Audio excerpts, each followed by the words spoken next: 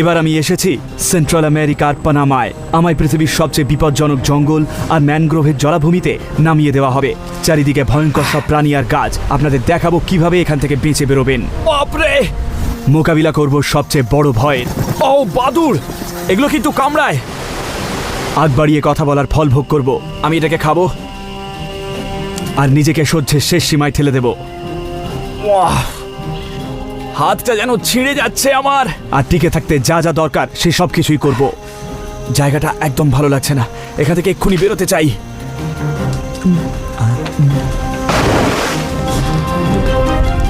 Man versus wild with Bear Grylls.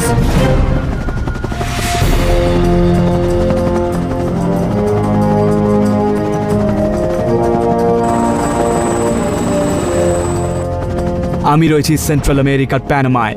আমায় নামিয়ে দেওয়া হবে ঐতিহাসিক ক্যামিনো রিয়াল ট্রেলে। এই প্রায় ৮০ কিলোমিটার রাস্তা প্যানামার বিপজ্জনক জঙ্গলের মধ্যে দিয়ে এঁকে বেঁকে চলে গেছে।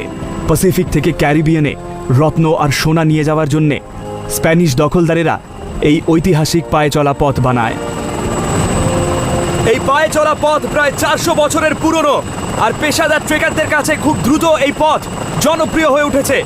কিন্তু এখানে একবার হারিয়ে গেলে অক্ষত অবস্থায় ফেরত আসা প্রায় অসম্ভব। এই প্রাচীন পায়ে চলা পথ কতটা কঠিন সেটা আমি আপনাদের দেখাবো, আর দেখাবো এখান থেকে কি করে বেরোতে হয়।